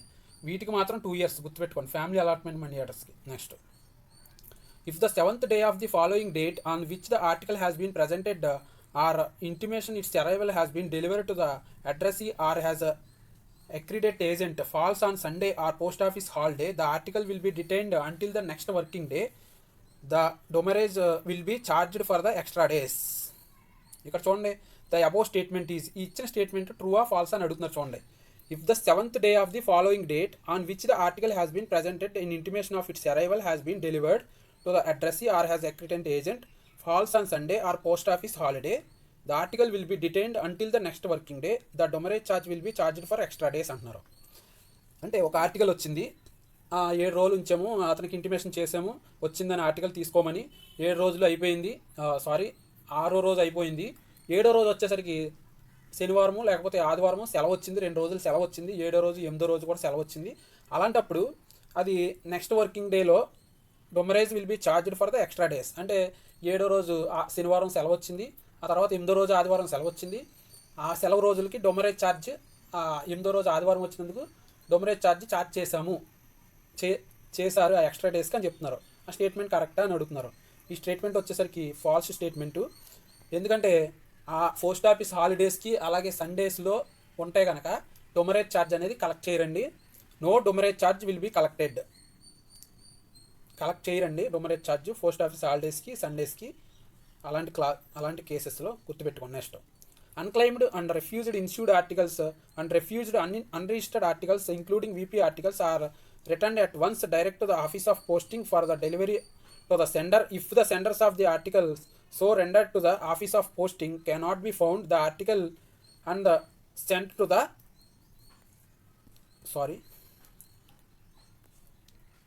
ఇక్కడ చూడండి, unclaimed, refused insured articles, refused uninsured registered articles, అలాగే చూడండి అన్క్లైమ్డ్ తీసుకోలేని, రిఫ్యూజ్ చేయబడినటువంటి ఇన్ష్యూర్డ్ ఆర్టికల్స్, అన్ఇన్ష్యూర్డ్ ఆర్టికల్స్ ఇలాంటివి ఇంక్లూడింగ్ వీపీ ఆర్టికల్స్తో సహా returned at once direct to the office of posting. At a టైంలో ఆఫీస్ ఆఫ్ పోస్టింగ్కి వెనక్కి పంపిస్తారు అన్క్లైమ్డ్, రిఫ్యూజ్డ్ అలాంటి కేసెస్లో. అయితే డెలివరీ టు ద సెండర్ ఎవరైతే ఉన్నారో అతనికి ఇవ్వడం కోసం వెనక్కి పంపుతారు. అయితే if the senders of articles so return to the office of posting cannot be found. అలా వెనక్కి పంపించినప్పుడు ఆఫీస్ ఆఫ్ పోస్టింగ్ ఎక్కడైతే పోస్ట్ చేయబడిందో అక్కడ సెండర్ లేకపోతే, సెండర్కి అందించలేకపోతే ఆర్టికల్ని, the article then send to the, అలాంటి టైంలో ఆర్టికల్ని ఎక్కడికి సెండ్ చేస్తారంటే రిటర్న్ లెటర్ ఆఫీస్కి సెండ్ చేయడం జరుగుతుంది, గుర్తుపెట్టుకోండి. Next, a poste resident article except value payable article is kept in the post office to which it is addressed for a period not exceeding. Poste resident article అనేది value payable article కాకపోతే కనుక అది post ఆఫీస్కి address చేయబడితే దాన్ని ఎన్ని రోజులు ఉంచుతారు అని అడుగుతున్నారు. ఒకవేళ ఒక postal article poste resident article వచ్చింది, వీపీ ఆర్టికల్ కాకుండా normal article, postal article poste resident అంటే కేర్ ఆఫ్ పోస్ట్ మాస్టర్ అని వచ్చింది. అలాంటి దాన్ని పోస్ట్ ఆఫీస్లో ఎన్ని రోజులు ఉంచుతారో అని అడుగుతున్నారు. నాట్ ఎక్సీడింగ్ 1 month అండి, గుర్తుపెట్టుకోండి. పోస్టే రెసిడెంట్ ఆర్టికల్ 1 month కన్నా ఎక్కువ కాలం ఉంచరు. అయితే ఆ ఆర్టికల్ పోస్టే రెసిడెంట్ ఆర్టికల్ ఒకవేళ ట్రూప్స్కి అలాంటి వాళ్ళకి అడ్రస్ చేయబడింది, వాళ్ళు వచ్చి ఉంచండి తీసుకుంటామని చెప్తే కనుక మ్యాక్సిమం 3 months వరకు ఉంచుతారు. అర్థమైందా? లేకపోతే ఏమి చెప్పకపోతే అది 1 నెల వరకు ఉంచి వెనక్కి పంపేస్తారు, గుర్తుపెట్టుకోండి. ఒకవేళ ఉంచండి తీసుకుంటామంటే ఆ సర్వీస్ని వాళ్ళు ఎంతకాలం యూజ్ చేసుకోవచ్చు? 3 months వరకు యూజ్ చేసుకోవచ్చు. Next, the system generated daily transaction reports must be signed by SPM should any suspicious alterations or erasures to be noticed in a system generated daily transaction report. The SPM must at once enquiry into the matter and reported to record to submit. ఒకసారి చూడండి, system generated daily transaction report ఉంటుంది కదండి, ఆ రిపోర్ట్లో కనుక ఏమన్నా alterations కానీ, ఎరాజర్స్ కానీ, సస్పీషియస్ ఆల్టరేషన్స్ కానీ, ఎరాజర్స్ కానీ SPM గారు నోటీస్ చేసినట్లయితే ఆ system generated daily transaction report అనేది SPM గారు వెంటనే దానికి సంబంధించిన ఆల్టరేషన్స్, సస్పీషియస్ ఆల్టరేషన్స్, ఎరాజన్స్ నోటీస్ చేస్తే అది ఆ మ్యాటర్ అండ్ ఎవరికి రిపోర్ట్ చేయాలి, సబ్మిట్ ఆ రిపోర్ట్, దానికి సంబంధించిన రిపోర్ట్ ఎవరికి సబ్మిట్ చేయాలి అని అడుగుతున్నారు. ఇక్కడ వచ్చేసరికి మనకి హెడ్ పోస్ట్ మాస్టర్ కాదు, sub divisional head, divisional head కానీ, సబ్ డివిజనల్ హెడ్కి కానీ అర్జెంటుగా తెలియపరచాలన్నమాట. పోస్ట్ మాస్టర్ జనరల్ కాదు, CBS CPC కూడా కాదు. Next, cash transfer to the offices should invariably done through. Cash transfer అనేది ఆఫీసెస్కి ఎలా చేస్తారంటే ఓచర్ పోస్టింగ్స్ ద్వారా చెయ్యరు, గుర్తుపెట్టుకోండి. వర్క్ ఫ్లోలో మాత్రమే ఆ క్యాష్ ట్రాన్స్ఫర్ అనేది జరుగుతుంది. Cash sent through departmental employee accompanied by the another departmental employee. చూడండి, డిపార్ట్మెంటల్ ఎంప్లాయీకి ఇంకో డిపార్ట్మెంటల్ ఎంప్లాయీని ఇచ్చి ఒకవేళ క్యాష్ పంపాలి ఒక ఆఫీస్ నుంచి ఇంకొక ఆఫీస్కి అనుకుంటే ఎంత పంపించవచ్చు అంటున్నారు? 10 lakhs పంపించవచ్చు. ఓన్లీ 1 డిపార్ట్మెంటల్ ఎంప్లాయీ అయితే 5 lakhs. GDS ABPM BPM ఇద్దరికి కలిపి అయితే 2 lakhs. ఓన్లీ GDS BPM కానీ, ఓన్లీ GDS ABPM అయితే 1 lakh. MTS హెయిర్డ్ MMS అంటే మెయిల్ మోటార్ సర్వీస్ డ్రైవర్ని ఇచ్చి ఒక MTSతో పంపిస్తే 20 lakhs వరకు పంపించవచ్చు, గుర్తుపెట్టుకోండి. Next, so many dispose of its surplus funds in one or other of the following ways. Surplus funds ఎస్ఓలో సర్ప్లస్ ఫండ్స్ అనేవి ఏం చేయొచ్చు? ఇవి కింద ఇచ్చిన మార్గాల్లో ఏదన్నా చేయొచ్చా అని ఒకసారి చూద్దాం. By remittance to treasury or bank in case of sub offices situated at treasury or bank stations. Okay, ఇది కరెక్టే. ట్రెజరీకి కానీ బ్యాంక్కి కానీ పంపించాలి. By remittance to another sub ఆఫీస్కి కూడా పంపించవచ్చు. బై రిమిటెన్స్ టు హెచ్ఓ కూడా పంపించవచ్చు. సర్ప్లస్ ఫండ్స్ అనేవి గుర్తుపెట్టుకోండి. ఇవన్నీ కరెక్టే, ABC correct. Next, in CSI scenario the following officials to examine and compare the weight of the cash bag with the entry on registered list and memo of remittance generated in SAP. చూడండి, CSI సినారియోలో ఏ official cash bag wait అలాగే ఆ entry అనేది register లిస్ట్లో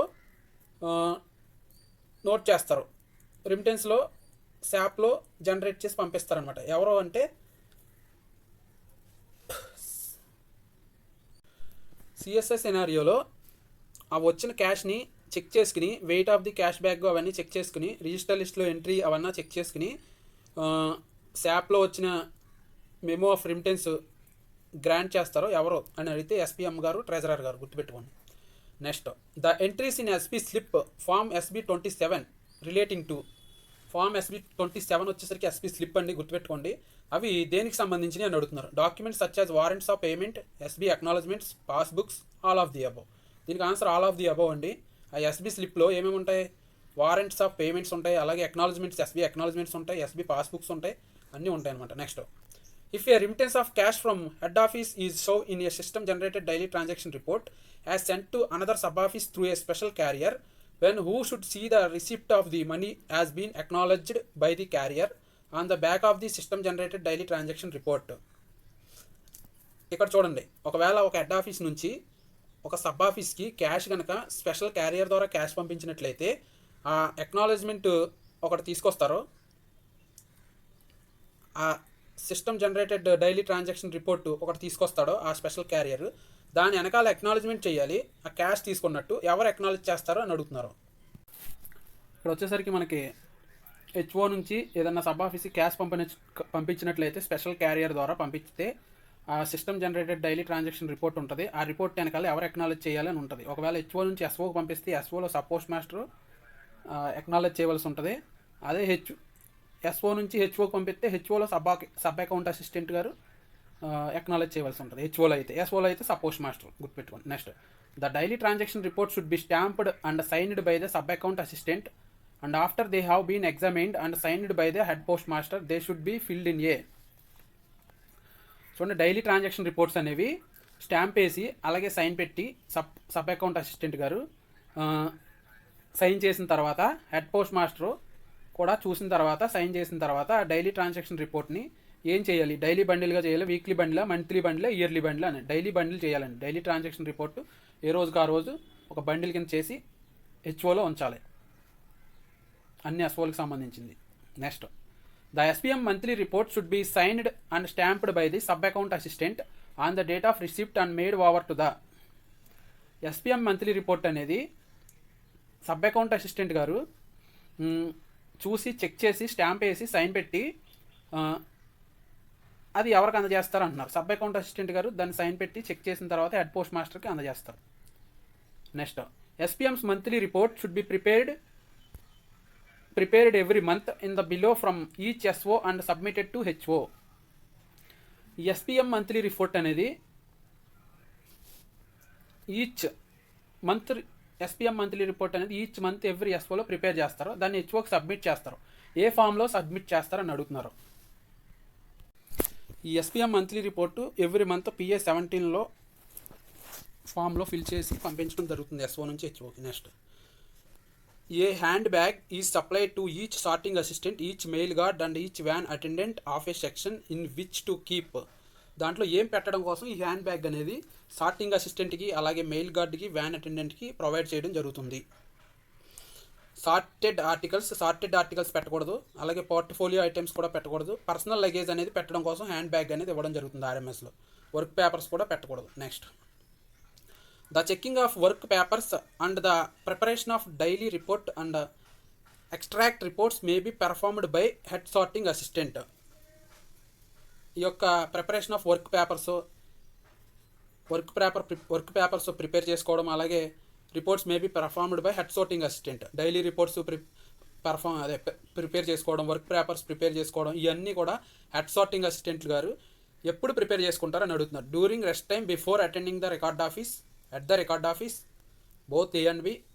చూడండి, ఈ head sorting assistant గారు work papers అలాగే daily report అనేది రెస్ట్ టైంలో రికార్డ్ ఆఫీస్కి అటెండ్ అవ్వడానికి ముందు తయారు చేసుకుంటారు, లేదంటే రికార్డ్ ఆఫీస్ దగ్గర కూడా తయారు చేసుకోవచ్చు, గుర్తుపెట్టుకోండి. Next, the mail abstract is divided in two parts ఏంటని అడుగుతున్నారు. మెయిల్ అబ్స్ట్రాక్ట్ 2 భాగాలుగా డివైడ్ చేయబడింది. ఆ 2 పార్ట్స్ ఏంటని అడుగుతున్నారు. మెయిల్స్ రిసిప్ట్సా? కాదు. రిసిప్ట్స్ డిస్పాచ్సా? కాదు. మెయిల్స్ బ్యాగ్స్ అండి. మెయిల్ అబ్స్ట్రాక్ట్ అనేది మెయిల్స్ బ్యాగ్స్గా 2 భాగాలుగా డివైడ్ చేయబడింది. Mails bags. మళ్ళీ ఈ మెయిల్స్ వచ్చేసరికి మళ్ళీ రిసిప్ట్స్ డిస్పాచెస్ కింద 2 భాగాలుగా డివైడ్ చేశారు. మెయిల్స్ వచ్చేసరికి మళ్ళీ రిసిప్ట్స్ డిస్పాచెస్ అని 2 భాగాలుగా డివైడ్ చేశారు. గుర్తుపెట్టుకోండి. Every section must carry spare loose forms of mail list to prepare the చూడండి, ప్రతి సెక్షన్ కూడా మెయిల్ లిస్టులు అనేవి లూజ్ ఫామ్స్ ప్రిపేర్ చేసుకోవాలి. స్పేర్ కాపీ అది mail office triplicate copy prepare చేసుకోవాలి. గుర్తుపెట్టుకోండి. Next, transit bags must always be closed and sealed in the presence under the direct supervision of. Transit bags అన్నీ కూడా close చేయబడాలి, seal చేయబడాలి. Under the presence of ఎవరో సూపర్వైజేషన్ ఆధ్వర్యంలో, అంటే ఎవరు సూపర్వైజేషన్లో ఇవన్నీ జరగాలంటే క్లోజ్ చేయడం, సీల్ చేయడం అనేది హెడ్ సార్టింగ్ అసిస్టెంటు, అలాగే హెడ్ మెయిల్ గార్డు, అలాగే mail agent, all of the above వీళ్ళందరూ ఆధ్వర్యంలో జరగచ్చు. Next, detailed sorting should be done on a full sorting case a circle office if the quantum of mail for the circle exceed 6000. In case the quantum of mail below 3000 to 6000, the detailed sorting on half a detailed table should be done 30 to 40 selections. If the quantum is between 500 and 3000, the number of selections will be correspondently. చూడండి, ఇక్కడ detail sorting అనేది చేస్తారనమాట. మెయిల్స్కి సంబంధించి detail sorting చేస్తారు. ఆ detail sorting quantum of mails exceed 6000,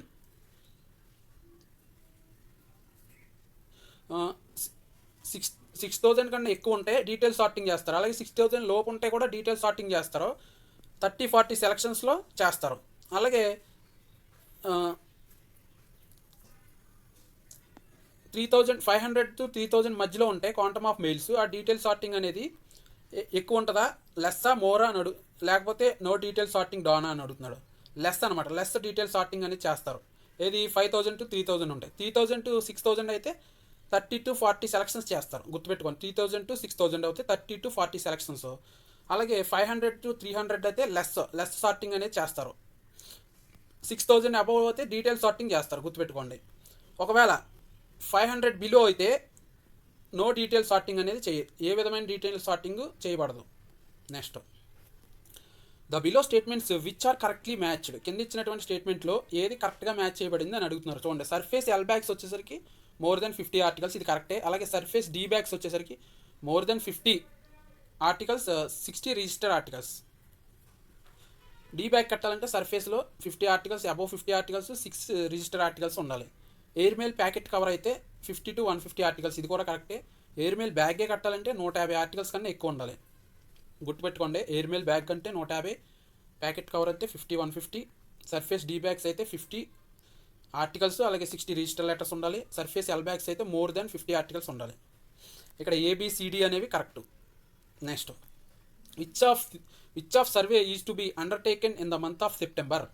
September మంత్లో ఏ survey అనేది జరుగుతుంది అని అడుగుతున్నారు. మెట్రో మెయిల్ సర్వే జరిగిద్ది, ఆల్ ఇండియా మెయిల్ సర్వే కూడా జరిగింది. Metro mail survey, all India survey, live mail survey మాత్రం జరగదు. సో ఏ అండ్ బి అనేది కరెక్ట్ ఆన్సర్. ఇది వచ్చేసరికి మెట్రో మెయిల్ సర్వే 25% మెయిల్స్ని సర్వే చేయడం జరుగుతుంది. పర్సనల్గా కొంతమంది ఆఫీసర్స్ వెళ్ళి వచ్చిన మెయిల్స్ని, మెట్రో ఆఫీసెస్, ఈ ఆల్ ఇండియా అయితే కొన్ని సెలెక్టెడ్ ఆఫీసెస్ ఉంటాయి, వాటిలో 25% మెయిల్స్ని సర్వే చేయడం జరుగుతుంది. Next, the following offices maintain only 1 day back book. Only 1 day back book అనేది ఎక్కడ మెయింటైన్ అవుతుంది అని అడుగుతున్నారు. యాజ్ పర్ మనకి వాల్యూమ్ 7 నుంచి తీసుకోవడం జరిగింది క్వశ్చను. డే బ్యాక్ బుక్ అనేది ఓన్లీ 1 డే బ్యాక్ బుక్ అనేది డిస్ట్రిక్ట్ బ్యాగ్ ఆఫీస్లో మెయింటైన్ అవుతుంది. గుర్తుపెట్టుకోండి.